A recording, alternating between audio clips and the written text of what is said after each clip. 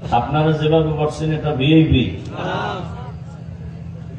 এরপরে ফাঁকে ফাঁকে নাস্তা, না দিলে চেয়ারের বাড়ি, কি এগুলো দেখেন নাই? বাতাসে চেয়ার উড়ে, খালি নাস্তার প্যাকেট কেন কম? আবার কিছু কুলাঙ্গার এগো দলের মধ্যে ভিডিও করে সারা দুনিয়াবাসীকে দেখায়, দেখেন আমরা কত বড় বেয়াদব। আছে না নাই? এখানে কোনো নাস্তা দেওয়া হয়েছে না হবে? কথা বলে। এরপরে এই মানুষগুলোকে নিয়ন্ত্রণের জন্য কি পরিমাণ প্রশাসনের প্রয়োজন হতো। র্যাব, পুলিশ, পাওয়ার থাকলে আর্মি, এরপর হিমশিম খাইলে শেষ পর্যায়ে কুত্তা আনত। কি? কারণ মানুষ বেইমানি করে, কুকুর বেইমানি করে না। শুনতে খারাপ শোনা যায় যে কুত্তা আনবে, কিন্তু কুত্তায় তো মানুষের নিরাপত্তার ক্ষেত্রে বেইমানি করে না, সারা রাত না খায়া মালিকের বাড়ি পাহারা দেয়। আর মানুষ কত নিমক হারাম, মালিকের দা খাইয়া বডিগার্ড বডির উপরে গুলি মারে। আমি তো এখন বলি যে তোমাদেরকে মারার জন্য নতুন কোন দুশ্মনের দরকার নেই, তোমার বন্ধুই তোমাকে জবাই করার জন্য প্রস্তুত। ভাগে যেদিন কম পড়বে সেদিন বলবে একে মাইনাস করে দাও, পরে খুঁজে পাবে না, এক সপ্তাহ পরে দেখবে পানির উপরে লাশ ভেসে উঠছে। এগুলি চলতেছে আমার দেশের হালাত। আল্লাহ সবাইকে হেদায়েতের দৌলত দান করেন।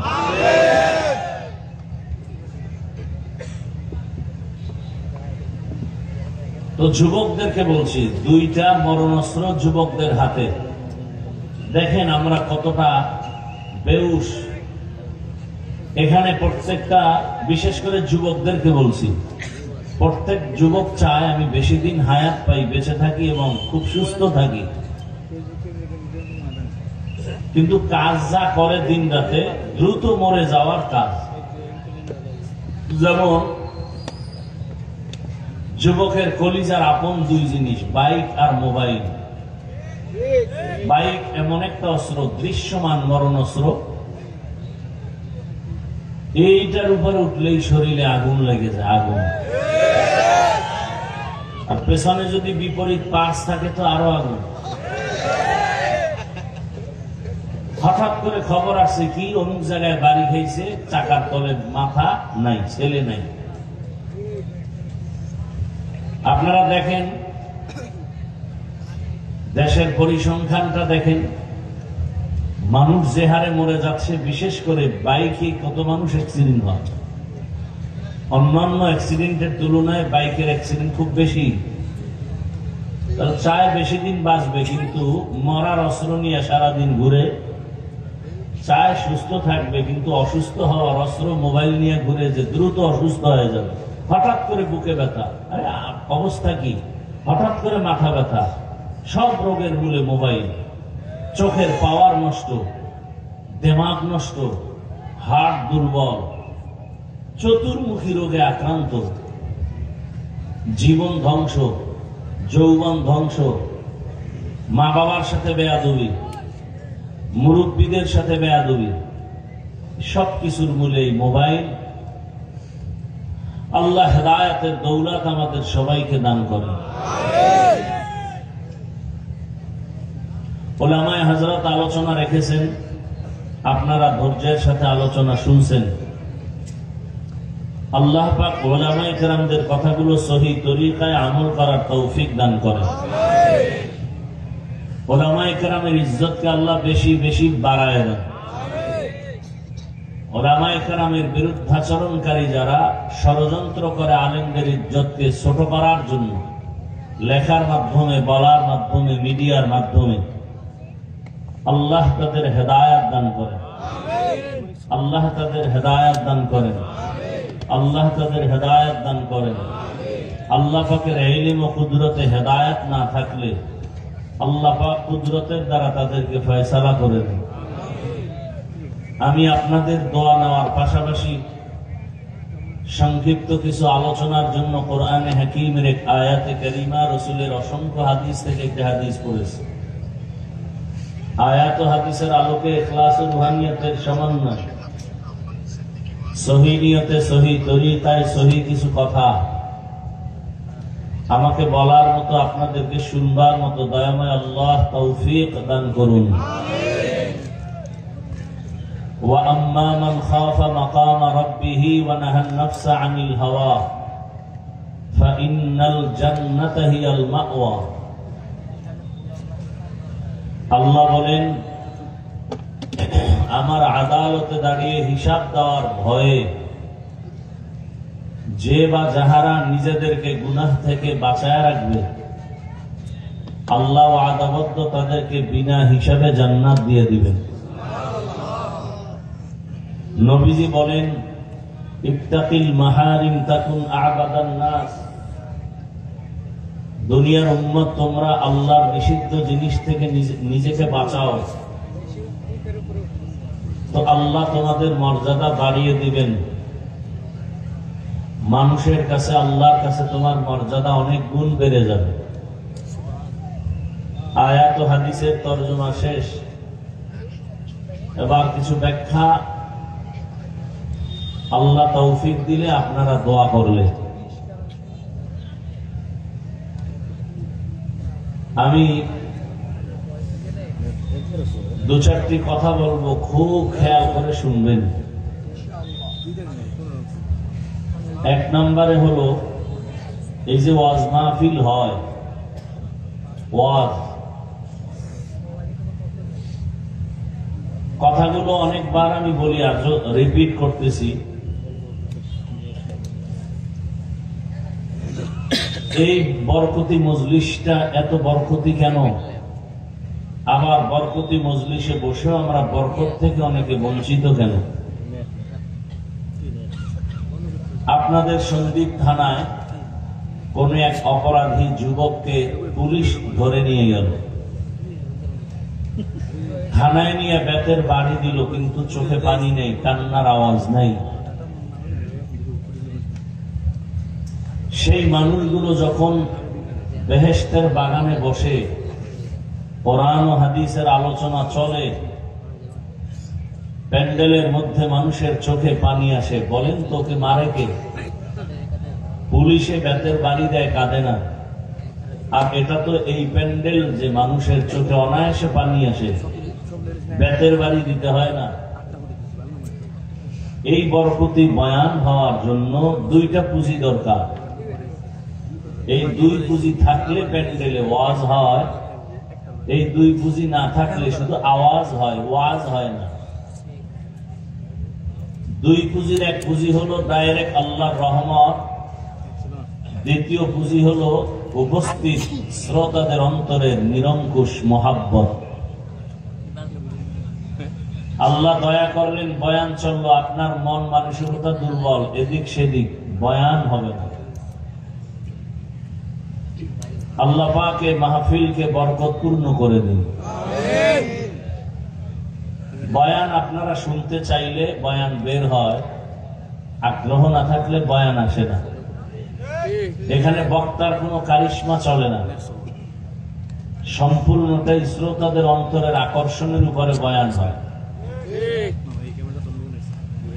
জানি না আপনাদের অন্তরের কি হালত, আল্লাহ ভালো রাখছেন না খারাপ রাখছেন তাও বুঝি না। কারণ এটা এমন এক প্যান্ডেল যেখানে আসতেও কপালের দরকার, সব কপালওয়ালারা এখানে আসতে পারে না।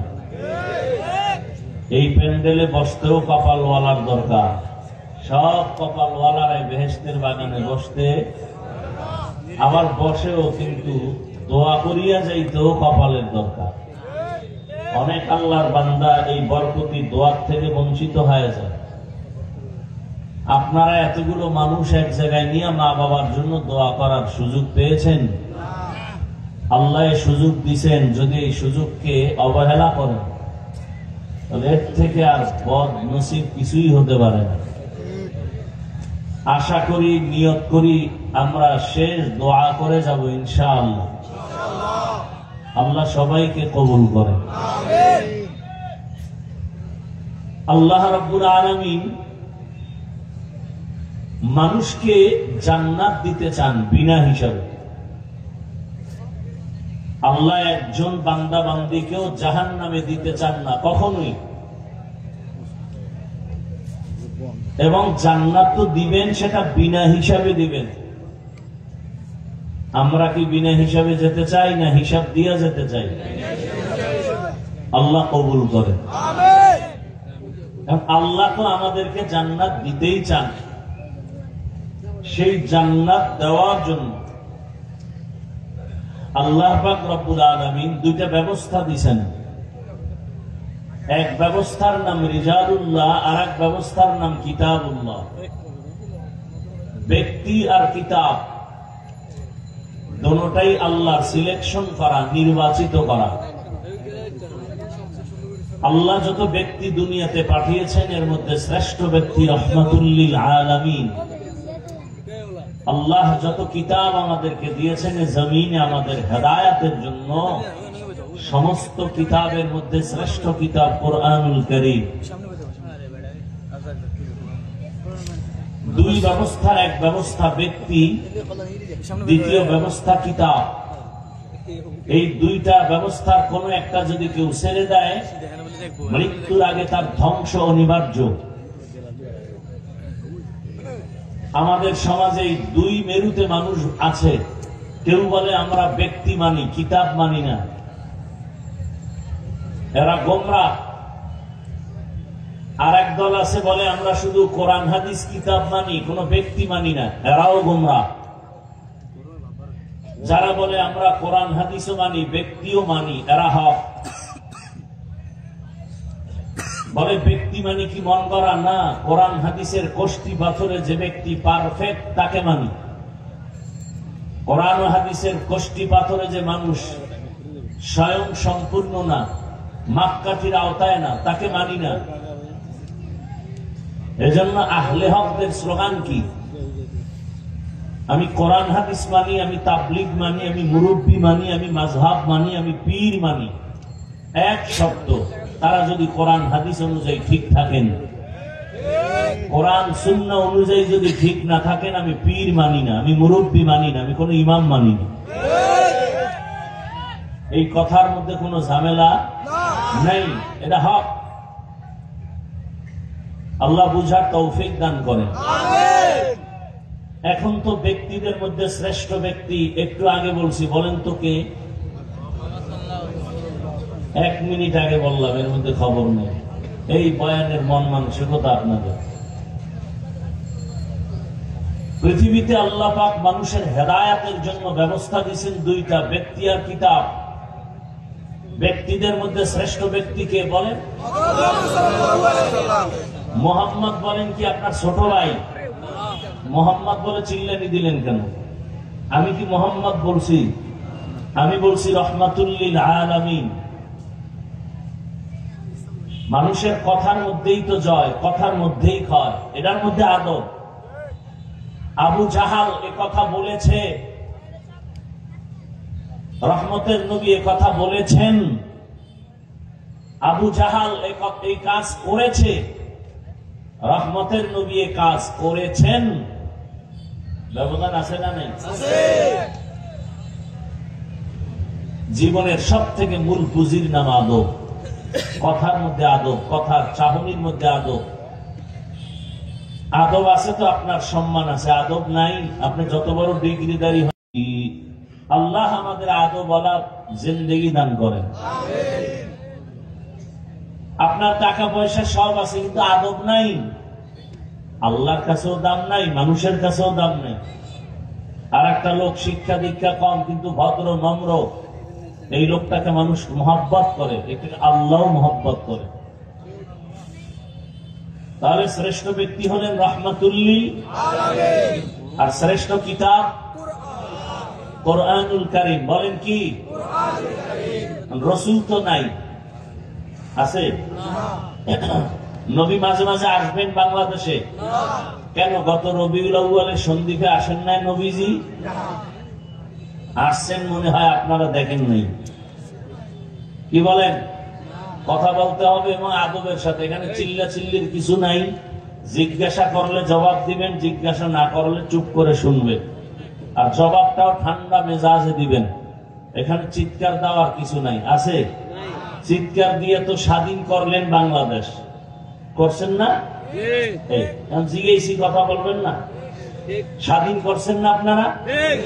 স্বাধীনতার ফলাফল কি? পানির মধ্যে এখনো লাশ ভাসে। স্বাধীনতার ফলাফল কি? এখনো দোকানওয়ালা ঝাপ খুলতে পারে না, চান্দাবাজি আর ধান্দাবাজি করে না। স্বাধীনতার ফলাফল কি? পাথর দিয়ে মানুষকে মারা হয়। স্বাধীনতার ফলাফল কি? বাবার সামনে মেয়েকে ধর্ষণ করা হয়। স্বাধীনতার ফলাফল কি? স্বামীর সামনে স্ত্রীকে ধর্ষণ করা হয়। আমি কি বানায় বলছি? এই স্বাধীন করছিলেন আপনারা? আমি সেদিন ঢাকায় বলেছি সব স্বাধীন বাদ, নতুন করে আর একটা স্বাধীন করতে হবে দেশকে। সেই স্বাধীন হবে ইসলামের স্বাধীন। ইসলামের স্বাধীন যতদিন হবে না, আল্লাহর কসম, ততদিন পর্যন্ত এই জমিনে চাপাবাজি চলবে, শান্তি কেউ দেখবে না। কিসের স্বাধীন? ইসলামের স্বাধীন যখন শুরু হবে, তখন মেয়ে রাস্তা দিয়ে হেঁটে যাবে, কেউ চোখ তুলতে পারবে না, চোখ তুললে চোখ উপরে ফেলা হবে। দোকানওয়ালা দোকান খুলবে স্বাধীনভাবে, ঝাঁপ খোলা ধুয়ে নামাজে যাবে। চোর যদি চুরি করার জন্য হাত বাড়ায়, হাতের কবজি পর্যন্ত কেটে দেওয়া হবে। বাইতুল মুকাররমের সামনে এক চোরের হাত কাটলে বাংলাদেশের সব চুরি বন্ধ হয়ে যাবে। ইসলাম ছাড়া এটা সম্ভব না। ইসলাম আসার পরেও চূড়ান্ত ইনসাফ হবে না। সেই চূড়ান্ত ইনসাফের জন্য আর একটা আদালত দরকার। সেই আদালতের নাম কিয়ামতের আদালত। এই স্বাধীন তো করি নাই, এখনো রাস্তায় হুজুরেরা আন্দোলন করে। সর্বাঙ্গে ঘা ঔষধ দিব কোথা? কেমন আপনাদের ব্রেনকে ওয়াশ করে ফেলছে জানেন? বলে রাজনীতির মধ্যে ধর্মকে টানা যাবে না। কেন কেন বলে আগুন পানি যেমন এক না, ধর্ম আর রাজনীতি। বলে ধর্মের সাথে রাজনীতিকে টানবেন না। আরে আমাদের ইসলাম তো দুর্বল ইসলাম না, আমাদের ইসলাম তো পাওয়ারফুল এবং পারফেক্ট। কোন দিকের দুর্বলতা নাই। ইসলাম আছে, রাষ্ট্রনীতি নাই, রাজনীতি নাই। এই ইসলাম আমরা মানি না। বরং পৃথিবীতে একমাত্র পবিত্র রাজনীতি হলো ইসলামী রাজনীতি, আর সব নাপাক। একমাত্র পবিত্র রাজনীতির নাম ইসলাম। কেমন মিলানো? হেরা বলে আগুন পানি এক না, ধর্ম আর রাজনীতি এক না। কি আজীব কারবার। আপনাদের থেকে জবাব চাই, জেনে শুনে বুঝে জবাব দিবেন। আমরা আপনারা যে ইসলামটা মানি, কোরআন মানি, হাদিস মানি, এই কোরআন হাদিস ইসলামে কি মানুষের জীবনের সব বিষয়ের সমাধান আছে? কোন দিকের দুর্বলতা? বুঝে শুনে বলছেন? আচ্ছা, আপনাকে কোন একটা বিধর্মী প্রশ্ন করলো, ভাই আপনাদের ইসলামটা কেমন? আপনি জবাব দিবেন কি, সুন্দর না খারাপ? আচ্ছা ভাই, কেমন সুন্দর? সব লাইন থেকে বুঝান তো। আচ্ছা বলেন তো, আপনাদের ইসলামে, কোরআনে ব্যক্তি জীবনের সমস্যার সমাধান আছে? কি বলবেন? বলেন। আছে। পরিবারের সমস্যার সমাধান আছে। অর্থনীতির সমস্যার সমাধান। একজন সাধারণ এক আলেম, ওই পর্যায়ের বড় না, তাকে এক সাংবাদিক নাকি প্রশ্ন করছেন, শুনছি দেখি নেই। বলে বলে আপনাদের ইসলামে অর্থনীতি কেমন? সে বলে আমাকে ভাবতে হবে, দেখতে হবে। আমি তো চ্যালেঞ্জ দিয়া বলি, পৃথিবীতে পুত পবিত্র এবং কল্যাণমুখী, অকল্যাণের বিন্দু কোনো ছাপ নাই। কল্যাণমুখী অর্থনীতির নাম ইসলামী অর্থনীতি। ইসলামী অর্থনীতি মানুষের কল্যাণ দিতে পারে, বাকি সব অর্থনীতি মানুষের দুর্দশা টেনে আনে। আমি চ্যালেঞ্জ দিয়ে যাচ্ছি, সন্দীপের মানুষ, এই জমিনে যেদিন ইসলামের অর্থনীতি বাস্তবায়ন হবে, সেদিন থেকে টের পাবেন দারিদ্র বিমোচন সব বন্ধ হয়ে যাবে। যতদিন পর্যন্ত ইসলামের অর্থনীতি জমিনে বাস্তবায়ন হবে না, ততদিন পর্যন্ত কোনদিন এই অর্থনীতির কল্যাণ পরিপূর্ণ আসবে না, দারিদ্র বিমোচন হবে না। এখন অর্থনীতি কি এটাই তো আমরা বুঝি না, আলোচনা নাই। ইসলামের অর্থনীতির একটা শাখার নাম যাকাত। ইসলামী অর্থনীতির একটা পয়েন্ট হলো সাদকা। ইসলামী অর্থনীতির একটা পয়েন্ট মানুষকে, অসহায়কে ধার দাও। আপনাদের সন্দ্বীপে বহু টাকাওয়ালা আছে, গরিব গিয়া বলে আমাকে 5,000 টাকা ধার দেন 15 দিন, বলে নাই নাই নাই। বড় লোক বলে নাই, কানে কানে মুখ লাগায় বলবেন এই কপাল ভরা, সুদে দে সুদে। বলবে 1 লাখ দিব, 1 লাখ, কালকে চলে আসো। এরকম কুলাঙ্গার নাই? 5,000 টাকা ধার দিতে চায় না, সুদে লাগাতে চায় লক্ষ টাকা। তার মানে ও চায় ওর মায়ের সাথে, ওর গর্ভধারিণী মায়ের সাথে 24টা ঘন্টা শুধু জিনার গুনাহ করতে চায়। কথা বলেন না কেন? গত বছর সম্ভবত বলেছি, আল্লাহর আদালতে আল্লাহর কাছে সব থেকে বড় দুশ্মন 2 দল। এক দলের কথা কোরআনে আছে, আর এক দলের কথা বুখারী শরীফে আছে। কোরআনের বর্ণিত দলের নাম সুদের সাথে যারা জড়িত, এরা কত বড় আল্লাহর দুশ্মন। আল্লাহ বলেন আমি নিজে তার সাথে যুদ্ধ করার জন্য তো রেডি আছি। আর এক দলের কথা আছে বুখারী শরীফে, তারা কারা? যারা ওলিয়া উলিয়া মানে না। আল্লাহ বলেন আমিও তাদের সাথে যুদ্ধ করব। মান আদালি ওয়ালিয়ান ফাকাদ আযানতুহু বিল হারব। ওলিয়া উলিয়ার দুশমন যারা, এরাও আল্লাহর আদালতে চূড়ান্ত দুশমন। আল্লাহ নিজে ওদের সাথে যুদ্ধের ঘোষণা দিয়েছেন। আর সুদের সাথে জড়িত যারা 24 ঘন্টার সেকেন্ডে সেকেন্ডে অল টাইম জেনার গুনাহ, তাও কার সাথে? গর্ভধারিণী মায়ের সাথে। আপনি চিন্তা করতে পারেন, লজ্জা থাকলে মরে গেলেও তুই হারাম খাওয়ার কথা না। লজ্জা উঠে গেছে 1500 বছর আগে রাসূল বলে গেছেন, লা ঈমানা বিমান লা হায়া আলা। যাদের হায়া লজ্জা নাই ওদের ঈমান নাই। এজন্য ঘরে ঘরে সুদের ব্যবসা। চায়ের দোকান দিবে, সেখানেও লোনের টাকা দিয়ে দিতে হয়। আর মানুষকে ধার দেওয়ার লোক নাই, সুদে দেওয়ার লোকের অভাব নেই। কিয়ামতের আলামত ইসলামের অর্থনীতি যাকাত। যাকাত দিবে, দেশে গরিব থাকবে না। পাই পাই হিসাব করে যাকাত তো দেওয়া হচ্ছে না, বরং যাকাত দেওয়াটাকে জরিমানা মনে করে অনেকে। আল্লাহ হেদায়েত দান করুন। ইসলাম এমন এক শান্তির ধর্ম, দেখা হলেই ইসলাম কি বলে? আগে সালাম দাও, আসসালামু আলাইকুম ওয়া রাহমাতুল্লাহ। সালাম মানে কি বলেন? সালাম অর্থ কি? শান্তি। সালাম অর্থ কি? তাহলে আমিও শান্তির দোয়া করলাম, সেও আমাকে দোয়া করলো, ওয়া আলাইকুমুস সালাম, আপনার উপরও কি বর্ষণ হোক। দুই দিক থেকে শান্তির দোয়া যখন চলে, গজব আসবে কিভাবে? ইসলাম বলে, এই বড়রা, ছোটকে মায়ার নজরে দেখো, আবার ছোটদের বলে বড়দেরকে সম্মানের নজরে দেখো। বড়রা যদি ছোটকে মায়ার নজরে দাও, শান্তি আসবে না কেন? এজন্যই তো পুরা দুনিয়াটা শাসন করেছেন 2 জন মুসলমান, আর পুরা দুনিয়াটা শোষণ করেছে 2 জন বেঈমান। ব্যবধান বুঝছেন? খেয়াল করেন, মোবাইল নিয়ে এক গজবে পড়ে আছেন, কেউ কলবের দরজা বন্ধ রাখছেন। আল্লাহ যদি আসলে হেদায়েত না দেয়, আমি হাফিজুর রহমানকে, আমি তো একটা অমানুষ, আমি মানুষ না। বক্তা হয়েছি ঠিক, বক্তা হওয়া এটা কোনো ব্যাপার না। আপনিও মাইক্রো টান দেন, দেখবেন ওয়াজ হয়ে গেছে, আপনি বক্তা। দেখেন না কোন জায়গায় জানি দেখলাম পুলিশ ওয়াজ করে, তেলাওয়াত করে, সেই সুন্দর তেলাওয়াত শুনলাম একদিন। হায় হায়, মানুষের নেয় দাওয়াত। মানে বাংলাদেশ এমন এক সম্ভাবনাময় দেশ, সবই সম্ভব, আকামও সম্ভব, ভালো সম্ভব। বাবা তার আপন মেয়েকে হোটেলে ঢুকায় রাতের বেলা কয়, আজকের রাতের জন্য তুই আমার কাছে স্ত্রীর সমান। নাউজুবিল্লাহ আসে না?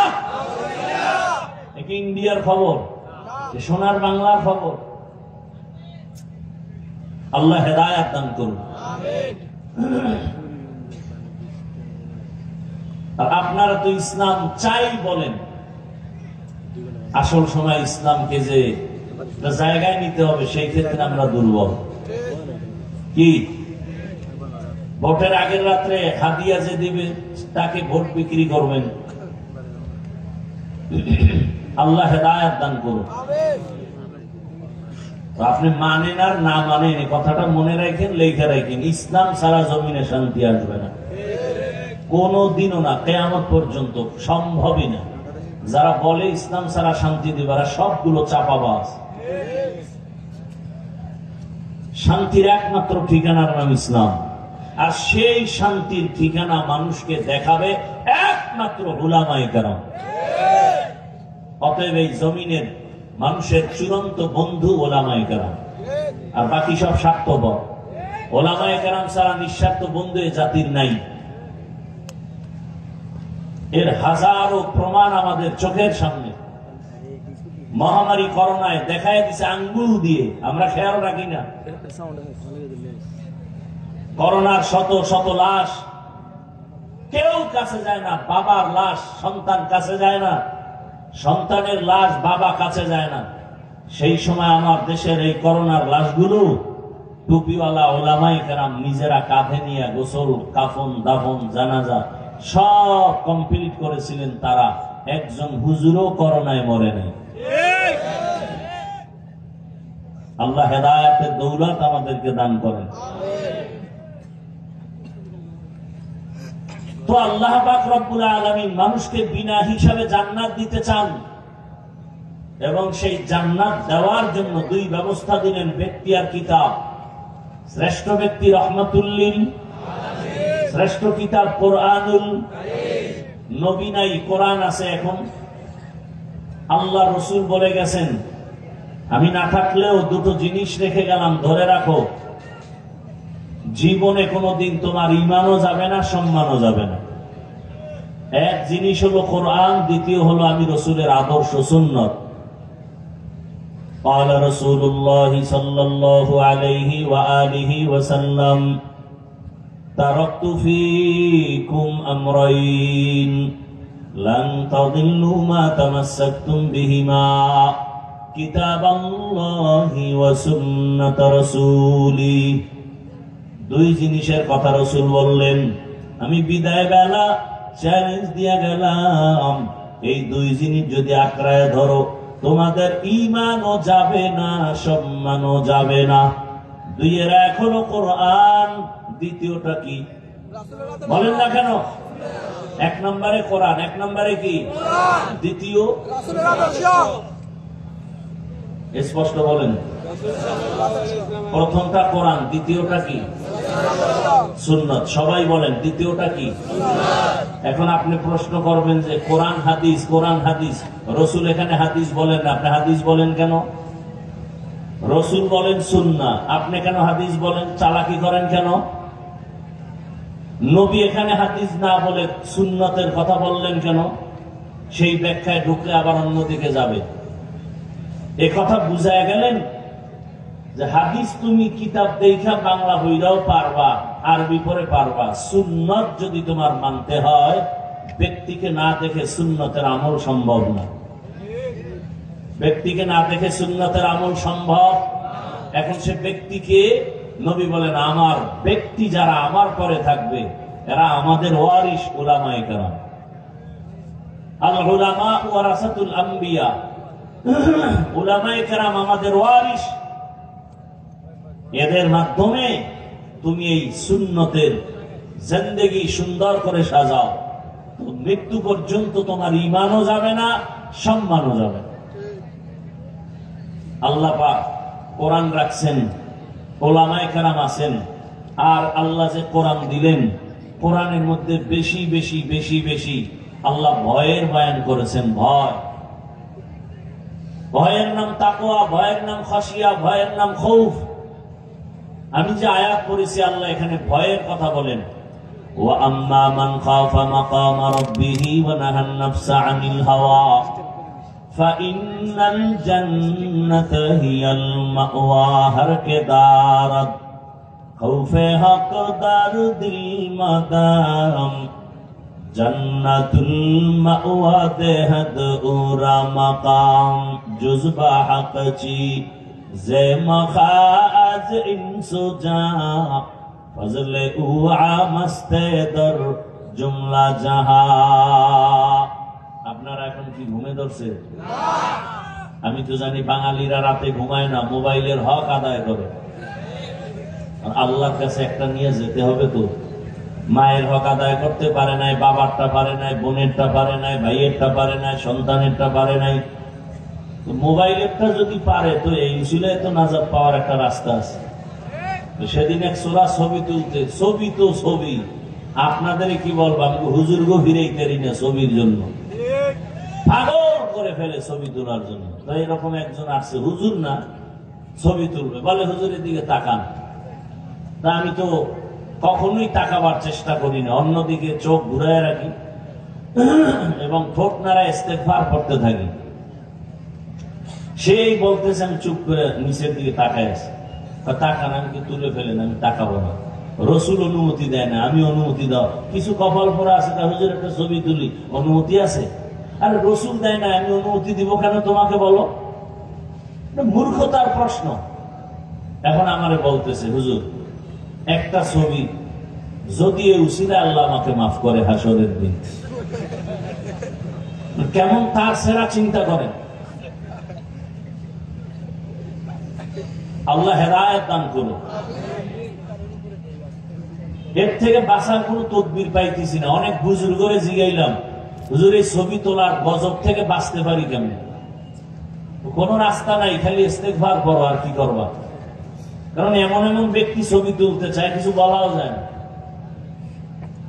বাথরুম থেকে বেরোয় দেই মোবাইল ধরে গেছে, বিষয় কি? ছবি তুলে। আমি ভিতরে আসলি না কেন? বেহায়া বেলা যাকো থাকা। বরদোয়া করা জায়েজ থাকলে তাহাজ্জুদে ওদের জন্য কঠিন বরদোয়া করতাম। ওয়াজে যদি আমি বরদোয়া করি আর সবাই যদি আমিন বলে, ফজরের আগে নাই। কারণ এতগুলো মানুষের আমিন খালি ফেরত যাবে না। ওয়াজে আসছো, সেখানে মোবাইল নিয়ে আসছো কেন? কি মোবাইলের কাজ কি ওয়াজের প্যান্ডেলে? বলো। একটা মানুষ যৌক্তিক একটা জবাব দিতে পারবে না। কপাল পুড়ে গেছে। কে বুঝাবে এই জাতিকে? আমি তো হাফিজুর রহমান বলি সব মাহফিলে, আমি মরে যাব, আমার মতো বলার কণ্ঠ মরে যাবে, আর কেউ বলবে না। কেউ বলবে না। বলার মানুষ নাই, শোনারও মানুষ নাই, বিরোধিতার মানুষের অভাব নেই। হুজুর ওয়াজ করেন, আপনার এ নিয়ে এত টেনশন করার কি দরকার? সেই ওয়াজ করা তো শিখি নাই। যাদের থাপ্পড় খেয়ে এখানে বসছি তারা তো এই মেজাজের ছিলেন না। তারা বয়ান করতেন, কেউ পান খাবে, স্টান উঠায় মাথার উপরে মারতেন, এটা তো দেখে আসছি। আর তাদের থাপ্পড় খেয়ে এই চেয়ারে বসছি। আর তাদের বয়ান ছিল গলা কাটা মুরগির মতো, মানুষ ময়দানে চিৎকার দিত। ওই বয়ান কিয়ামতের আগে আর কেউ করতে পারবে কিনা আমার জানা নেই। ঘুরি তো সারা দেশে, কারো বয়ানের সাথে তো মিল পাই না। একই বয়ান এক একজনে করে, কিন্তু তাদের বয়ানগুলো একই বয়ান। মানুষ কান্না করতে করতে বেকার হয়ে যায়। কিন্তু এ নাই তো, বরং বিরোধিতা করে। কি এত কান্না লাগে না? নবী এত কাঁদেন নাই, দেখছেন নি কারো? অথচ আল্লাহ বলেন ফালিয়াজহাকু কালিলা ওয়ালিয়াবকু, কম হাসো বেশি কান্দো। পয়গম্বর নূহ আলাইহিস সালাম এত পরিমাণ কান্না করলেন। আল্লাহ, নূহ নবীর নাম হলো আব্দুল গফফার, কিন্তু কান্না আল্লাহর কাছে এত দামি। দয়াময় আল্লাহ কান্নাওয়ালা শব্দ দিয়ে ডাকলেন, ইয়া নূহ। কান্নাওয়ালা শব্দ দিয়ে সূরার নামও করে দিলেন। সূরার নাম কি? আর ভাই কথা বলেন, মোনাজাত দিয়ে নেমে যাবেন। আমার বয়ান করার এত ঠেকা না, কারণ শখ মক মিটে গেছে সব। এখন কথা যত কম বলি তত আরাম, ঘুমাবো। আপনারা শুনতে না চাইলে আমার এত ঠেকা কি আপনাকে জোর করে বয়ান শোনাতে হবে? আল্লাহ আমাকে হেদায়েত দান করেন। সূরার নাম সূরা নূহ। নূহ মানে ক্রন্দন করা। আল্লাহর কাছে নূহ নবীর কান্না এত ভালো লাগছে, নাম বাদ দিয়া কান্নাওয়ালা শব্দ দিয়ে ডাকলেন, ইয়া নূহ, হে কান্নাওয়ালা গোলাম। আর আপনি বয়ে বয়ে ফতুয়া লেখেন, এত কাদা লাগে না? না, কান্নার বয়ান নাই তো, নিজে কাঁদে না, আরেকজনকে কাঁদানের বয়ান কি করবে? অথচ রসুল কাঁদতেছেন, আবু বকর নামাজে দাঁড়ায় কাঁদতেছেন। সময় থাকলে শোনাবো, না থাকলে নাই। উঠা বসা করবেন, আমি হাসতে করে হাত উঠে মোনাজাত দিয়ে নেমে যাব। তামাশার জায়গা না এগুলো। এই জন্য শুরুতে বলছিলাম, এখানে আসতেও কপাল লাগে, বসতেও কপাল লাগে। কারণ যেই রসুল, আমি হাফিজুর রহমানকে রসুলের বয়ানে কপাল খুলে না, কেমন কপাল করা। যেই রসুলের চেহারার দিকে একবার তাকাইলে জাহান্নামের আগুন হারাম। কেমন রহমতের নবী আমার, যেই রহমতের নবীর চেহারা একবার দেখবে পেটের ক্ষুধা থাকে না। কেমন রহমতের নবী, সেই রহমতের নবীকে 13 বছর দেখলো, বয়ান শুনলো, কালেমা পড়ে নাই। নাম জানেন এই বেঈমানের? গর্ব সুরত আদমি ইনসাবুদে আহমদ বু জাহলো হামেক সাবুদে। অন্যদিকে 27 বছরের এক যুবক তরবারি নিয়ে দৌড়ায় নবীকে জবাই করবে। কয় বছরে? 27 বছরের যুবক তরবারি নিয়ে দৌড়ায় আমার রসুলকে জবাই করার জন্য। কাছে গিয়ে নবীর চেহারা দেখে তরবারি ফালায় বলে, ইয়া রাসূলুল্লাহ, দয়া করে আমাকে মাফ করে দেন, কালেমা পড়ায় মুসলমান বানায় দেন। রসুলকে জবাই করতে গিয়া কালেমাওয়ালা হয়ে গেল। নাম কি? এর নাম কফাল। 13টা বছর বয়ান শুনলো, একই দস্তারখানে খাইলো, চেহারা দেখলো কালেমা পড়ে না, আবু জাহাল। এর নাম কফাল। আর 27 বছরের যুবক তরবারি নিয়ে রসুলকে জবাই করতে গিয়া কালেমাওয়ালা হয়ে গেল। এর নাম কফাল। সেই কপালওয়ালা এত দামি হয়ে গেল, 5 মিনিটের ব্যবধানে তরবারি নিয়ে বাইতুল্লাহর পাশে হাতিমে কাবায় দাঁড়ায় বলে, বেঈমানের আয়, মুহাম্মদের বিরুদ্ধে কথা বলবি, আমার তরবারি তোর জন্য রেডি হয়ে গেছে। সেই ওমর এখন যে রাস্তা দিয়া চলে, শয়তান রাস্তায় আসে না। চিন্তা করতে পারেন, নবীরে জবাই করবে আর এখন তাকে শয়তান ভয় পায়। ওমর যেই রাস্তায় চলে শয়তান নাই, শয়তান ভয় করে। একটা যুবক মদের বোতল নিয়ে হাঁটতেছে রাস্তার মাঝে, ওমরের দেখেই ভয় পেয়ে গেছে, যদি ওমর পায় আমার কল্লা ফেলে দিবে, তরবারি কথার আগে রেডি। এমন তওবা করছে, ও আসমানের মালিক, তুমি আর আমার ওমর থেকে বাঁচাও, আমি আর জীবনে মদের বোতল হাতে নিব না। যুবক মদের বোতল নিয়ে দাঁড়ায়, ফালাইতেও পারে না, ওমরের নজর হয়ে গেছে। কাছাকাছি আইয়া কয় ওমর, এই যুবক বোতল দে। বোতলের ভেতরে কি? ভয় পায়, দেয় না, কয় ভয় পাও কেন, দে। যুবক এমন মানসিক ভাবে দুর্বল হয় তওবা করে বোতল দিল। ওমর তাকায় দেখে বোতলের মধ্যে 1 ফোঁটা মদও নাই, পুরা বোতলটাই দুধে ভরা।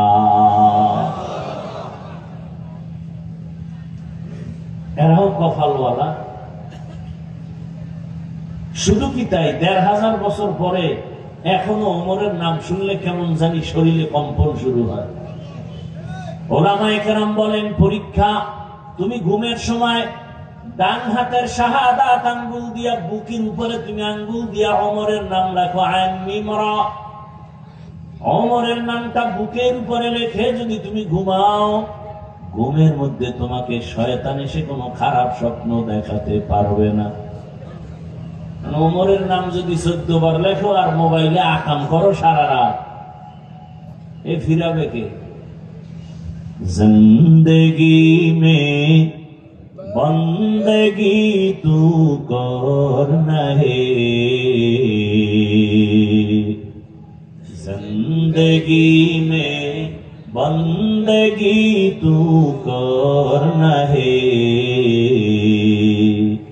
जिंदगी बे बंदगी शर्मिंदा है, जिंदगी बे बंदगी शर्मिंदा है।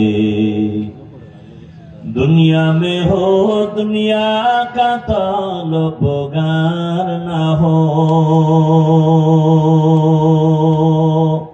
बाजार से गुजर हो खरीदार ना हो। ये दुनिया एक मिसले कागज फूल है, ये दुनिया एक मिसले कागज फूल है, जिंदगी में बंदगी तू करना है, जिंदगी बे बंदगी शर्मिंदा है, जिंदगी बे बंदगी शर्मिंदा है। কপালওয়ালা জানি না এই ময়দানে ওমরের মতো কপালওয়ালা কারা,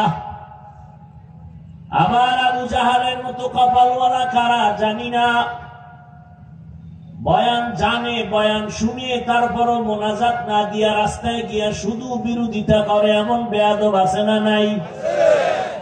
আর একদল ওমরওয়ালা কপাল এখানে বসে হঠাৎ করে তার গুনার কথা মনে পড়ে যাবে, আল্লাহর কাছে কান্না করবে, হে মালিক জীবনে তো কম গুনাহ করি নাই, মনে চাইছে তো গুনাহ করে ফেলেছি, মনে চেয়েছে দাড়ি রাখবো না রাখি নাই, মন বলেছে নামাজ পড়বো না পড়ি নাই, মনে চাইছে পার্কে যাব দৌড়ায় গেলাম, মনে চাইছে আড্ডা দিব নারীদের নিয়ে আড্ডা দিলাম।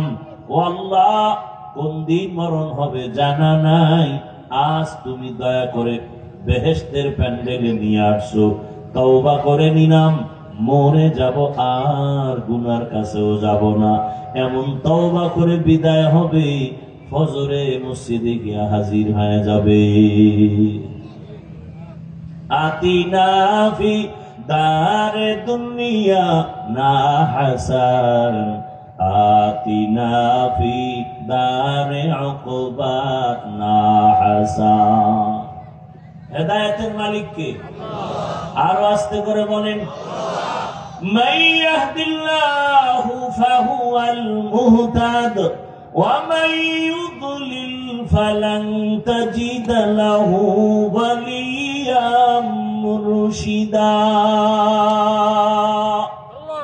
আল্লাহ যাকে হেদায়েত দিবেন সে পেয়ে যাবে, যার কপাল খারাপ ও হেদায়েত পাবে দূরের কথা, হেদায়েত পাওয়ার কোনো মুর্শিদও পাবে না। মুর্শিদ মানে পথ দেখানেওয়ালা, পথ প্রদর্শক, কপাল বড় খারাপ। দোয়া করি আল্লাহ ওমরওয়ালা কপাল আমাদের দান করেন, আরো জোরে বলেন, ইয়া ইলাহি মুঝসে মুঝকো দূর কর, তাকে দেখো মুঝ মে তুঝকো এক নজর। আল্লাহ বলেন যারা আমি আল্লাহর আদালতে দাঁড়াইয়া হিসাব দেওয়ার ভয় দুনিয়াতেই গুনাহ থেকে নিজেকে বাঁচাবে, আমি আল্লাহ ওয়াদা করলাম তাকে বিনা হিসাবে জান্নাত দিয়ে দিব। গুনাহ তো করেই ফেলেছি, আল্লাহ কয় তোরে আমি নৈরাশ করলাম না, ফিরায় দিলাম না, গুনাহ করেই ফেলেছো, এখন আমার থেকে তওবা কর, তওবার দরওয়াজা সব সময় খুলে রাখলাম, তওবা করবি আমি তোর জীবনের গুনাহ মুহূর্তে মাফ করে তোকে জান্নাতি বানায় দিব, তওবার দরজা খুলে রাখলাম। আয় আল্লাহর আদালতে দাঁড়াইয়া হিসাব দেওয়ার ভয় অন্তরে জমা করো। কেন বলে আল্লাহর আদালতটা বড় ভয়ঙ্কর হবে। আল্লাহর আদালতের নাম কিয়ামতের আদালত। সে আদালতটা কেন হবে? এবং সে আদালতটা কিভাবে হবে, বড় ভয়ঙ্কর হালাত। এ জমিনের একজন রাষ্ট্রনায়ক, একদিকে রাষ্ট্র চালায় বাদশাহ, অন্যদিকে সে আল্লাহর প্রিয় গোলাম বুজুর্গ। নাম শুনছেন আপনারা বাদশাহ হারুন রশিদ? শুনছেন না? বলেন তো তার স্ত্রীর নাম কি জানেন? অনেকে বলেন পুরাটাই বলেন, আবার অল্প বলেন কেন? বাদশাহ হারুন রশিদের স্ত্রীর নাম কি? জুবায়দা খাতুন। কেমন রাষ্ট্র চালায়, আবার ইমামতিও করে। ইমাম তো এমনই হবে যে মসজিদের ইমাম হবে, সে রাষ্ট্রেরও ইমাম হবে। কি মসজিদেরও তিনি খুতবা দিবেন, আবার রাষ্ট্র পরিচালনার ইমামতি করবেন। তাকে কেউ ধাক্কা দিয়ে ফেলতে পারবে না, এমন ইমাম হবে বাদশাহ হারুন রশিদ তাদের মধ্যে একজন। আবার তার স্ত্রীটাও কেমন? জুবায়দা খাতুন। কেমন? আল্লাহর পেয়ারা বান্দি জুবায়দা, কোরআনে হাফেজা। তার প্রাসাদে কাজের মেয়ে আছে 100 মহিলা। কত মহিলা? সব মহিলারা কাজের, সবাই হাফেজে কোরআন। সুবহানাল্লাহ। না 100 মহিলা, সবাই কোরআনের হাফেজা। জুবায়দা খাতুন সিদ্ধান্ত নিলেন, আমার বাড়ির আঙ্গিনায় 24টা ঘন্টার সেকেন্ডে সেকেন্ডে সেকেন্ডে আল্লাহর কোরআনের তেলাওয়াতের আওয়াজ বের হবে। আর সারা বছর মুসলমানের ঘরে কোরআনের তেলাওয়াতের আওয়াজ নেই। মোবাইল আছে, চাইলে তো যুবক একটু তেলাওয়াত শুনতে পারে, মক্কা মদিনার ইমামের তেলাওয়াত। আল্লাহর কোরআনের মতো মজার তেলাওয়াত জমিনে আর কোথাও। বান্দা তুমি, আমি তো চ্যালেঞ্জ দিয়ে বলি, যুবক তুমি যদি মোবাইলে তেলাওয়াত শুনতে শুনতে ঘুমায় যাও, 1 সপ্তাহ যদি তেলাওয়াত শুনো মক্কা মদিনার ইমামের, তুমি নিজেই একদিন চোখের পানি ছেড়ে কাঁদবা আর বলবা গানের আওয়াজ আর কানের ভেতরে দিব না। আল্লাহর কোরআনের আওয়াজের মতো দামি আওয়াজ নাই, মজার কোন আওয়াজ নাই। এ কারণে আবু জাহাল সারাটা দিন আমার নবীরে গালি দিত, বিরোধিতা করত, কিন্তু ঘরের কিনারায় রাতের গোপনে গিয়া আল্লাহ রসুলের তেলাওয়াতের আওয়াজ কানে শুনত। বাহা কোরআ কালামুল্লাহ বশনো কদিমাস্তি কদিমাস্তি নইনো। বাদশাহ হারুন রশিদের স্ত্রী জুবায়দা খাতুন, ও পর্দার আড়ালের আম্মা জান, কেমন? স্বামী তো রাষ্ট্র চালায়, টাকার অভাব নাই, পয়সার অভাব নাই, ক্ষমতারও এত বড় টাকাওয়ালা ক্ষমতাওয়ালা ধনী বাদশাহ হারুন রশিদ, অথচ তার স্ত্রীর অন্তরটা কেমন নরম। আমার মালিকের মোহাব্বত অন্তরে ভরা। সিদ্ধান্ত নিলেন, আমার 100 মহিলা কাজের লোক, আমি এদেরকে টাইম বন্টন করব এমন ভাবে যে আমার বাড়ির থেকে 24 ঘন্টা কোরআন তেলাওয়াতের আওয়াজ। 100 মহিলাকে ভাগ করে দিলেন, তুমি এই টাইম তেলাওয়াত করো, এরপরে কাজে যাও, এরপরে আর একজন নারী এই কাজে যাও, এরপরে আর একজনে তেলাওয়াত করো, এরপরে তুমি কাজে যাও। এভাবে ভাগ ভাগ করে দিলেন।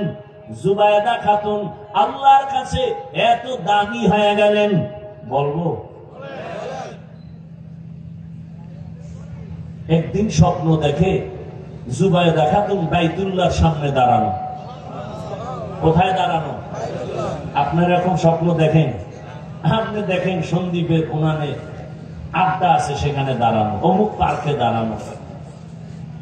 জুবায়দা খাতুন স্বপ্ন দেখে আমি বাইতুল্লাহর পার্শ্বে দাঁড়ানো। খেয়াল করিয়েন কিন্তু, আর চতুর্দিক থেকে সারা বিশ্বের মানুষ এসে এসে জুবায়দার সাথে জেনা করে। নাউজুবিল্লাহ বলবেন না? কত খারাপ স্বপ্ন, কিন্তু ব্যাখ্যা তো কঠিন, ব্যাখ্যা অনেক কঠিন। এজন্য স্বপ্ন কারো কাছে বলা উচিত না, নিষেধ। স্বপ্নের ব্যাখ্যা যারা জানে তাদেরকে বলা উচিত। জুবায়দার মতো আল্লাহর বান্দি স্বপ্ন দেখলেন বাইতুল্লাহর সামনে দাঁড়ানো, আর সারা দেশের মানুষ এসে তার সাথে জিনা করতেছে। দেখা জুবায়দার ভয়, কি দেখেছি, একদম বাইতুল্লাহর মতো জায়গায় আমি দাঁড়ানো, যেই বাইতুল্লাহর দিকে তাকাইয়া থাকলেই সওয়াব আর সওয়াব, কিন্তু কপাল বুঝি খারাপ। কি দেখলাম যে সারা দেশের মানুষ আমার সাথে জিনা করে, কিন্তু মন্তব্য করা যায় না, ব্যাখ্যা নিতে হবে। ব্যাখ্যা কোথা থেকে নিব? জগৎ বিখ্যাত স্বপ্নের ব্যাখ্যা করনেওয়ালা আল্লামা ইবনে সিরিন রাহমাতুল্লাহ আলাইহি লোক দিয়ে পাঠায়, যাও স্বপ্নের ব্যাখ্যাকারী জগৎ বিখ্যাত আলেম তার কাছে যাও, যাইয়া এরপরে তুমি এই স্বপ্নটার কথা তার কাছে বলবা, তবে আমি জুবায়দার নাম বলবা না, বলবা জনৈক কেউ স্বপ্ন দেখছে এমন। তো লোক গেছে। আমার আয়াতের আলোচনা এর একটা অংশ হিসেবে ঘটনাটা টানলাম। হারুন রশিদের ঘটনা বলবো। মূল কথা প্রসঙ্গে তার স্ত্রী কেমন আল্লাহওয়ালা একজন রাষ্ট্রনায়ক, তার স্ত্রী এমন হওয়াই উচিত। তাহলে দেখবেন ভেতরেও অন্যায় হবে না, বাহিরেও অন্যায় হবে না। ব্যাখ্যা নেওয়ার জন্য আল্লামা ইবনে সিরিনের দরবারে হাজির। হযরত একজন আল্লাহর বান্দি এরকম স্বপ্ন দেখছে, ব্যাখ্যা নেন। ইবনে সিরিন বলে, যে দেখছে তার নাম বলো। তাই নাম বলা নিষেধ। ইবনে সিরিন বলে, ব্যাখ্যা দেওয়াও নিষেধ। যাও, কারণ স্বপ্ন যে দেখবে তার কোয়ালিটি বুঝতে হবে, এরপরে ব্যাখ্যা হবে। কি যে যেমন তার ব্যাখ্যাটা তেমন হবে। একজনের স্বপ্ন দেখছে রাসূল উলঙ্গ অবস্থায় ডাস্টবিনে পড়ে আছে। নাউজুবিল্লাহ আসে না?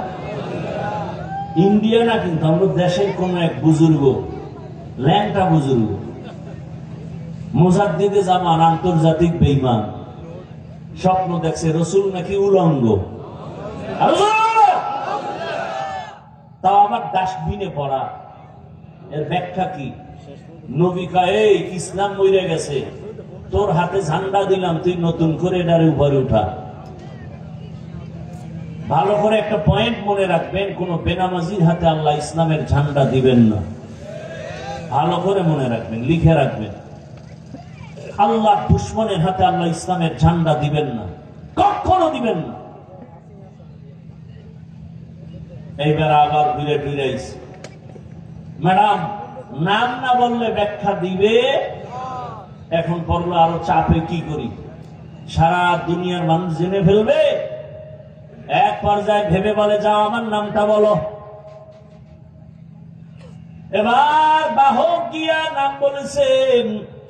বাদশাহ হারুন রশিদের স্ত্রী জুবায়দা স্বপ্ন দেখেছে। স্বপ্নের ব্যাখ্যাকারী ইবনে সিরিন মুস্কি হাসলেন আর বললেন, জুবায়দার মতো কপালওয়ালা মানুষের বড় অভাব। জুবায়দা স্বপ্ন দেখলো বাইতুল্লাহর পাশে দাঁড়ানো, সারা দুনিয়ার মানুষ এসে জিনা করে। আর ব্যাখ্যা কি? জুবায়দার কপাল বড় ভালো।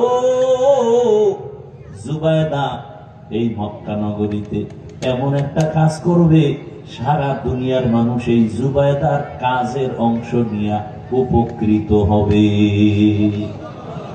আর জুবায়দাকে কিয়ামত পর্যন্ত মানুষ স্মরণ করবে। আজও মক্কায় জায়গা দেখবেন, জুবায়দা সরকারি টাকা না, স্বামীর টাকা না, নিজের টাকা দিয়া বাইতুল্লাহর পাশে পানির বড় অভাব, নহর কাটলো, নহর ড্রেন বানাইলো, পানির ড্রেন দূরে দূরে দূরে দূরে।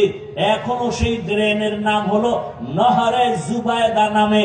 আরবে গেলে, মক্কায় গেলে এখনো সেই ড্রেনের চিহ্ন এখনো আছে। ওই ড্রেনের পানি সারা দুনিয়ার মানুষ পান করলো। স্বপ্ন দেখলো কি, ব্যাখ্যা হলো কি? জুবায়দা কপালওয়ালা নারী।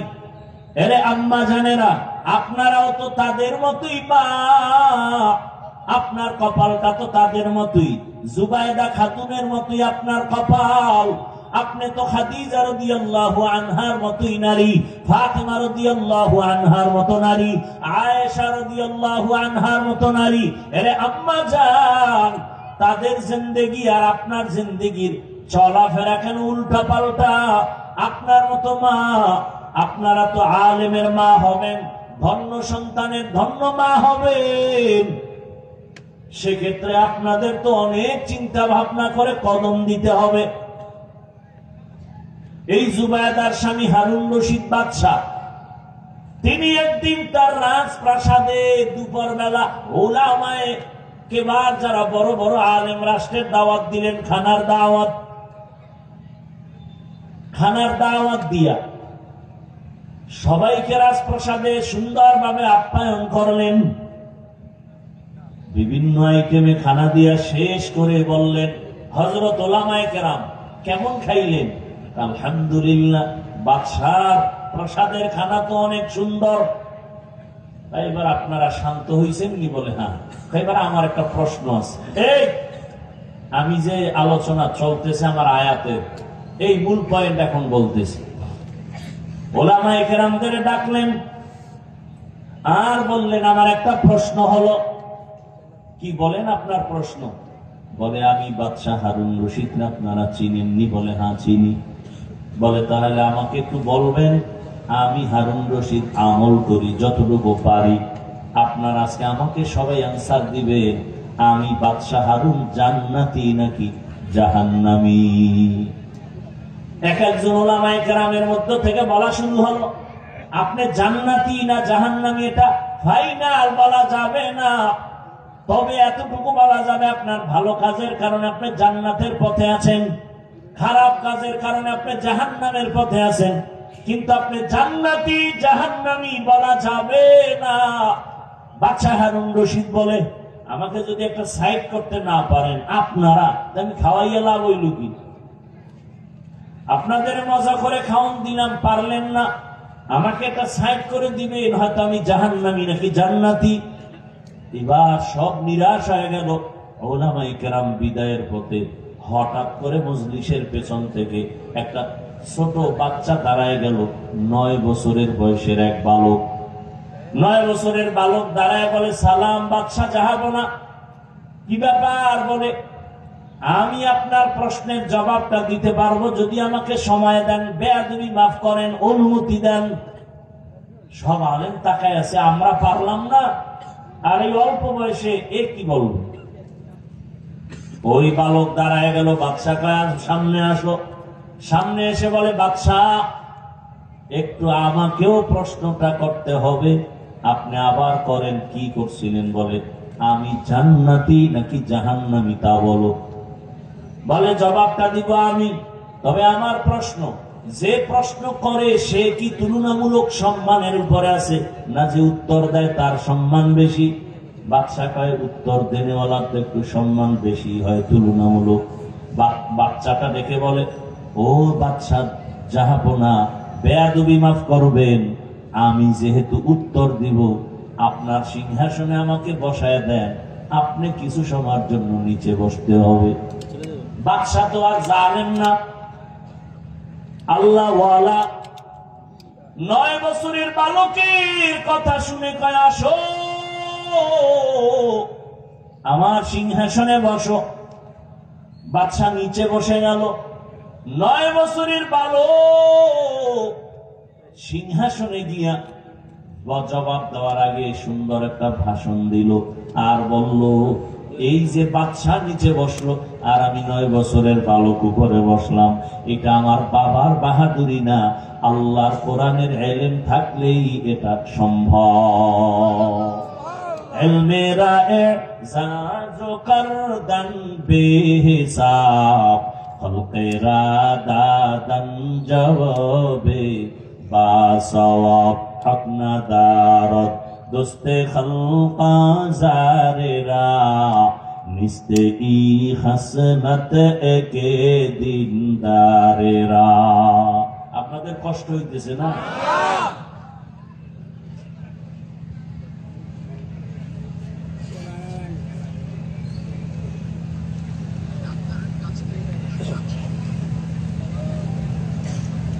ইউসুফ মেম্বার সাহেব একজন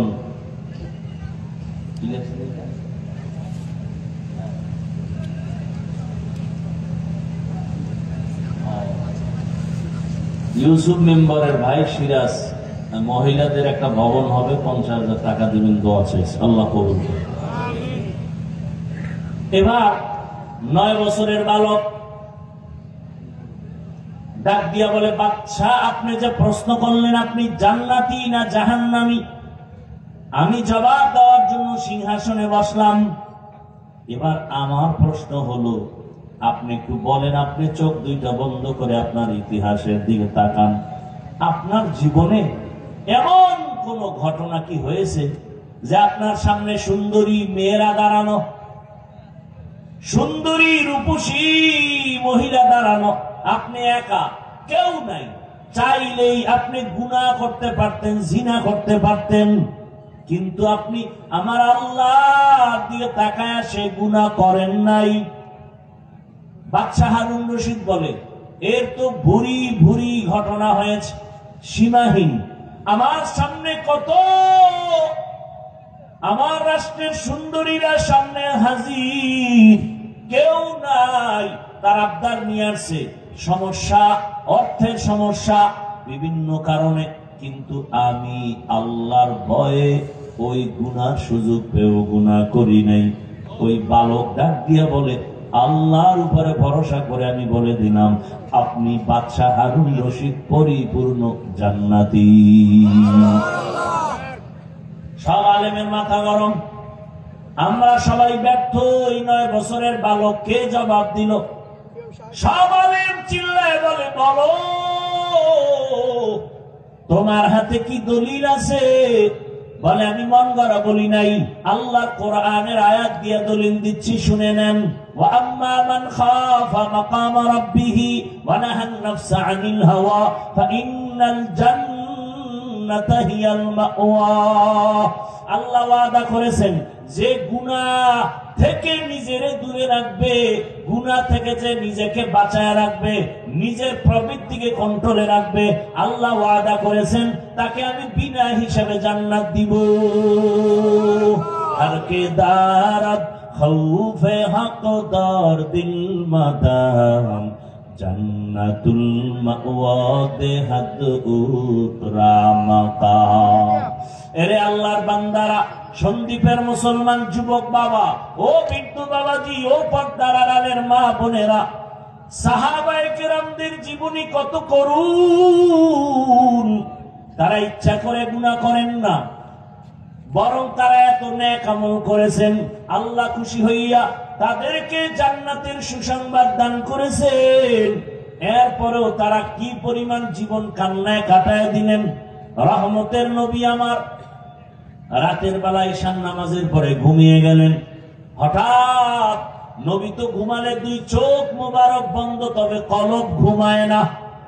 রহমতের নবী হঠাৎ ঘুমের মাঝে শুনে কান্নার আওয়াজ। মায়ার নবীর ঘুম ভেঙে গেল। সজাগ হইয়া নবী ঘর থেকে বের হয়েছেন। মাথার কিনারায় মসজিদে নববী। রহমতের নবী বের হইয়া তাকাইতেছেন এই রাতের বেলা, কে আমার মসজিদে এই গভীর রাতে কান্নার আওয়াজ। রহমতের নবী দরওয়াজা দিয়ে তাকায় দেখেন একজন বান্দা নামাজে গভীর রাতে কান্না করে, নামাজে কান্না দাঁড়ায় দাঁড়ায়। নবী ভালো করে তাকায় দেখলেন সাধারণ কোন ব্যক্তি না, জান্নাতি 10 জন সাহাবাদের মধ্যে প্রথম আমার কলিজার আবু বকর নামাজে দাঁড়ায় দাঁড়ায় কান্না করতেছেন। নবী অপেক্ষা। আবু বকর নামাজ শেষ করে হঠাৎ বের হয়ে তাকায় দেখে রহমতের নবী দাঁড়ানো। মায়ার নবী বললেন, আবু বকর বলেন, ইয়া রাসূলুল্লাহ, আমি গোপনে নামাজে দাঁড়াইলাম, আপনি এখানে কেন?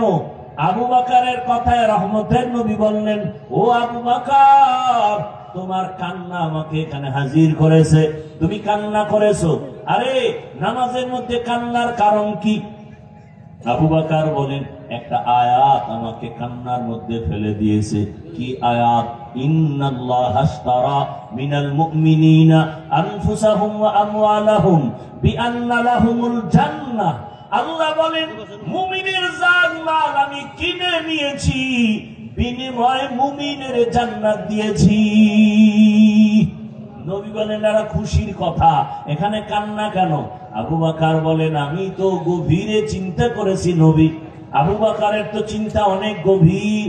ইজা জাআ নাসরুল্লাহ, এই সূরা নাযিল হয়েছে, সাহাবায়ে কেরাম আনন্দ, কিন্তু আবু বকর চোখের পানি ছেড়ে কান্না করেন। জিজ্ঞাসা করা হয়, আবু বকর কাঁদো কেন? বলে, তোমার সুসংবাদ আর আনন্দের মধ্যে আমি তো কান্নার আওয়াজ দেখতেছি, কারণ রহমতের নবীর বিদায়ের সুসংবাদ এখানে আছে। নবী চলে যাবেন, আমার এই দিকে মন চলে গেছে কান্নার আওয়াজ। ও নবী, যদিও খুশির কথা, আল্লাহ মুমিনের জান মাল কিনে নিয়েছেন, মুমিনের জান্নাত দিয়েছেন। ও নবী, আপনি জানেন আমি একটা ব্যবসার দোকানদারি করি। আমার কাছে আজকে এক মহিলা আমার দোকানে আসিয়া বহুদিন আগের কিনা একটা কাপড় ফিরায় টাকা নিয়ে গেল। বিদায় বেলা বললাম, আম্মা জান, আপনি কাপড় ফিরায় দিলেন, তার কারণ কি? মহিলা বলে, তোমার দোকানের কাপড় আমার পছন্দ হয় নাই, আগেই দেওয়ার কথা, সময়ের কারণে আসতে পারি নাই, এখন দিয়ে চলে যাচ্ছি। ইয়া রাসূলুল্লাহ, আমার ভয় অন্তরে জমা হয়ে গেছে, হাসরের ময়দানের কথা আমার মনে পড়ে গেছে। যেই হাসরের ময়দানের কথা নবী আপনিই বলেছেন, এমন ভয়ঙ্কর হবে হাসরের মাঠ, যেই মাঠের মধ্যে নারী পুরুষ সবাই উলঙ্গ দাঁড়াবে। নবী আপনিই তো বয়ান করে কেঁদেছেন, এত কান্না করেছেন আপনি। হাসরের মাঠ কত ভয়ঙ্কর হবে ইয়া রাসূলুল্লাহ, আপনিই বলেছেন নারী পুরুষ সব উলঙ্গ দাঁড়াবে। আল্লাহর নবী আপনিই বলেছেন হাসরের ময়দান এতটা ভয়ঙ্কর হবে, কেউ কারো দিকে তাকাবার পর্যন্ত হুঁশ হবে না। অন্যদিকে আমার আল্লাহ হাসরের মাঠ কায়েমের পর অর্ডার করবে, রে সূর্য কাছে নেমে আসো, যত তাপ তুমি জমিনে ছেড়ে দাও। সূর্যের এত গরম, সূর্যের গরমে মাটির জমিনটা তামা হয়ে যাবে, মানুষগুলো ছটফট করবে, কলিজা ফাটা কান্না। সূর্যের গরমে মাথার মগজগুলো ভাতের মারের মতো ফুটতে থাকবে। ও রহমতের নবী, আপনি বলেছেন অপরদিকে জাহান্নামের চিৎকারের আওয়াজ, জাহান্নাম এত জোরে চিল্লানি দিয়ে বলবে, আল্লাহ বেনামাজি গুনাহগার গুলো কই, আমার পেটে দাও, আমার পেটে ক্ষুধা। আল্লাহ তাআলা বলবে, ও ফেরেশতা, জাহান্নামের গলায় ৭০,০০০ শিকল লাগায় বেঁধে ধরে রাখো, সামনে যদি আসে বিচার করা যাবে না। অন্যদিকে নবী আপনি বলেছেন আল্লাহ হাসরের ময়দানে ভয়ঙ্কর রূপ ধারণ করবেন। আল্লাহ তাআলা হাসরের আদালত কায়েম করে এমন একটা রাগান্বিত আওয়াজ দিবেন, কুদরতি আওয়াজ, লিমানিল মুলকুল ইয়াউম লিল্লাহিল ওয়াহিদিল কাহ্হার। আল্লাহ তাআলা বলবেন, আজ হাসরের ময়দানের রাজত্ব কার? আল্লাহ তাআলার কুদরতি আওয়াজ, রাগান্বিত আওয়াজ, হাসরের ময়দানটা থরথর করে কেঁপে উঠবে। ও বেনামাজি বাবারা, ও দাড়ি কামানেওয়ালা বাবারা, আল্লাহর আদালত থেকে কই পালায় যাবি? আজরাইলের হাতে তো ধরা পড়তেই হবে রে বাবা। দুনিয়াটা কিছুই না, আল্লাহর কোরআন সত্য, নবীর কথা সত্য, হাসরের ময়দানের ঘটনাও সত্য। আল্লাহ পাকের হুঙ্কারে হাসরের ময়দান তেমন অবস্থা হবে। নবী নিজেই বলেন যে নবীরা কোনো গুনাহ নাই, তারাও কান্নায় বেকারার হয়ে যাবেন। আদম নবীর কান্না, মুসা নবীর কান্না, ইব্রাহিম নবীর কান্না, ঈসা নবীর কান্না, এত কান্নার আওয়াজ কোন উম্মত কাছে গিয়া দাঁড়াতে পারবে না। সবাই নিজেরে নিয়ে কাঁদবেন, আমার উপায় কি হবে, আমার উপায় কি হবে। ঈসা নবী কাঁদবেন, আমার উপায় কি হবে। মুসা নবী কাঁদবেন, আমার উপায় কি হবে। আম্মা জান আয়েশা বর্ণনা করেন, রহমতের নবীকে আমি জিজ্ঞাসা করলাম, ইয়া রাসূলুল্লাহ, তখন আপনি কোথায় থাকবেন? আল্লাহর নবী কান্না করে বলে, ও আয়েশা, এমন কঠিন সময়, আরে সব নবীরা যখন কান্না করবেন, আমি তখন মাকামে মাহমুদে সিজদায় পড়ে যাব, আমিও কান্না শুরু করব। মুসা নবী নিজের চিন্তায় কাঁদবেন, ঈসা নবী নিজের জন্য কাঁদবেন, ইব্রাহিম নবী নিজের জন্য কাঁদবেন, আর আমি একা একবারও আমার নিজের চিন্তা করব না। আমি আল্লাহর আদালতে বারবার কান্না করে বলবো, আমার উম্মত, ও আল্লাহ, আমার উম্মতের কি হালাত। জাহান্নামে একটা উম্মত জানো না যায়, আমার উম্মত জাহান্নামে গেলে আমি জান্নাতে যাব না। আল্লাহ অর্ডার করবেন, নবী উঠে, আপনার কান্না আমি আল্লাহ বরদাস্ত করতে পারি না, আপনি কাঁদবেন না, আপনার উম্মত গুলো ধরে ধরে জান্নাতের দিকে নিয়ে যান। আম্মা জান আয়েশা বলেন, ইয়া রাসূলুল্লাহ, আপনি তখন চিনবেন কি করে আপনার উম্মত কারা?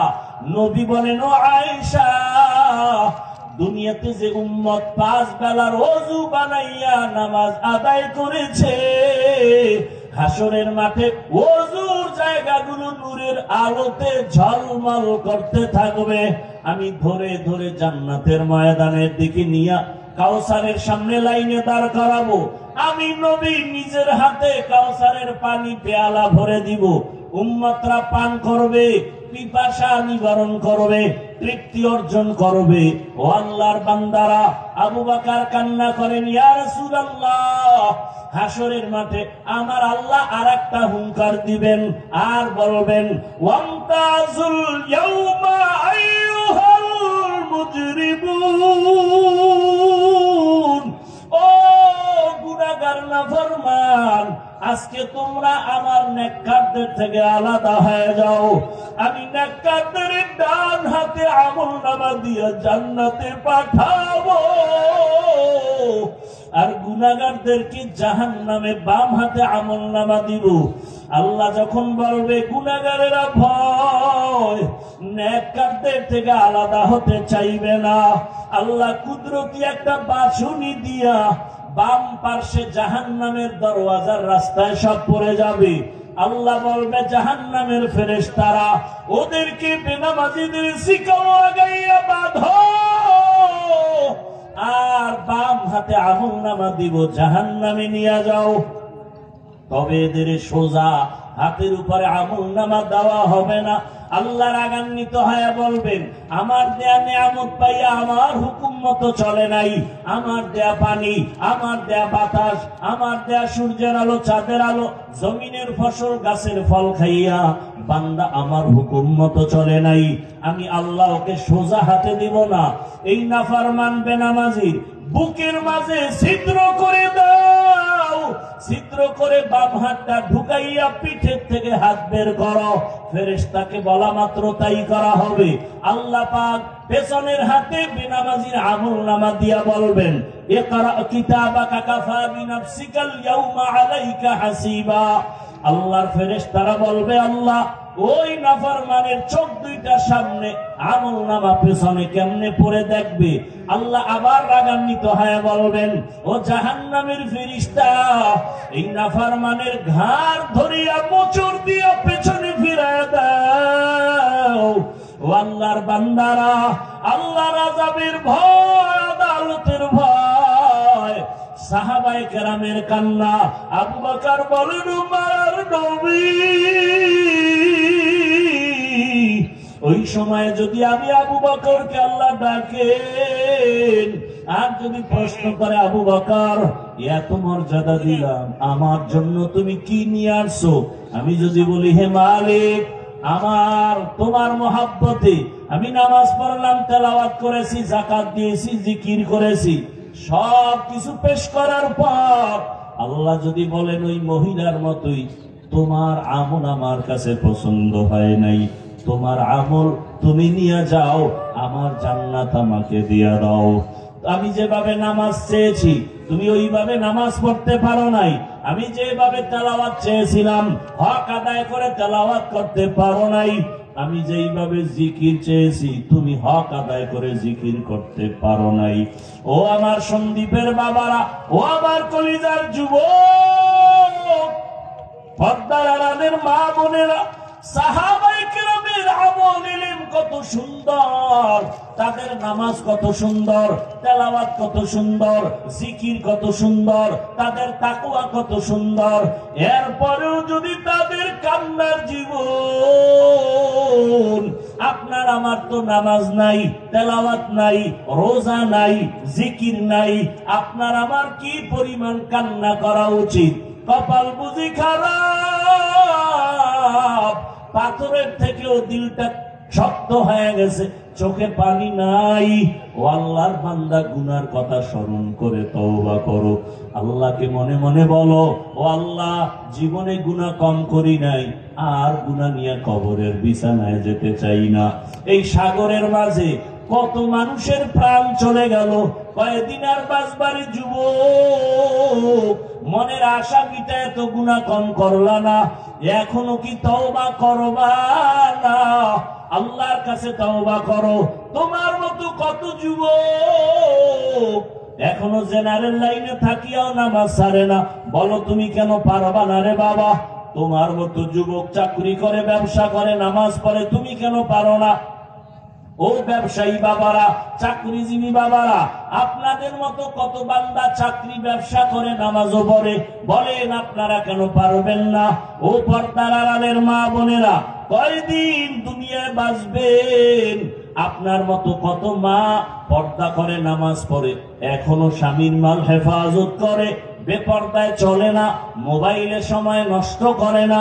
আম্মা জানেরা কেন পারবেন না? এখনো সময় আছে, তওবা করেন, সন্তানটাকে আদর্শবান বানায় যান। সন্তানের ব্যবহারে কোনদিন যেন মা বাবা, মুরব্বী, ওলামায়ে কেরাম, শিক্ষকেরা কষ্ট না পায়। আবু বকরের চোখের পানি, রহমতের নবীও চোখের পানি ছেড়ে কান্না করলেন। আল্লাহ পাক ওই হাসরের ময়দান কায়েম করবেন ইনসাফের বিচার করার জন্য। ওই ভয় অন্তরে জমা করো, আর 2 ফোঁটা চোখের পানি ছেড়ে অন্তরে আমার মালিকের ডাক দাও, হে মালিক, এই ময়দানে আমার মতো গুনাহগার কেউ নাই, আমার গুনার খবর মা বাবা ভাই বোন কেউ জানে না রে আল্লাহ। আমার গুনার কারণে আমার হাত না পাক, আমার চোখ না পাক, আমার জিহ্বা না পাক, অন্তর না পাক। ও আল্লাহ, আজকে থেকে তওবা করে নিলাম, মরিয়া গেল নামাজ ছাড়বো না, দাড়ি কাটবো না, বেপরদায় চলবো না, মা বাবার সাথে বেয়াদবি করবো না, ওলামায়ে কেরামের দোয়া নিয়া, মা বাবার দোয়া নিয়া, শিক্ষকের দোয়া নিয়া, নবীর তরিকা মেনে চলবো। তওবা যদি করতে পারো, আমার আল্লাহ সাথে সাথে কবুল করে ফেলবেন। আমি শুরুতেই বলেছিলাম, আবু জাহালের কপালওয়ালা জানি না কেউ আছে নাকি? ওমরওয়ালা কপালওয়ালা কারা জানি না। ও আমার যুবক, বৃদ্ধ বাবাজি, পর্দার আড়ালের মা, অন্তর থেকে তওবার নিয়ত করে আল্লাহকে বলো আর ক্ষমা চাও। হায়াতের মালিক, রিজিকের মালিক, ইজ্জতের মালিক আমার আল্লাহ। ও আল্লাহ, এই ময়দানের সবাইকে ওমরওয়ালা কলব দান করেন, তওবাওয়ালা জিন্দেগি দান করেন। আর গুনাহ করব না, আর নাফরমানি করব না, গুনাহ মুক্ত জীবন দান করেন, তওবাওয়ালা জিন্দেগি দান করেন, আদবওয়ালা জিন্দেগি দান করেন, নবীজির সুন্নতওয়ালা জিন্দেগি আমাদের দান করেন। আয় আল্লাহ তাআলা, আপনার গোলাম হিসাবে আমাদের কবুল করে নেন। আলহামদুলিল্লাহি রাব্বিল আলামিন। والصلاة والسلام على سيد الأنبياء والمرسلين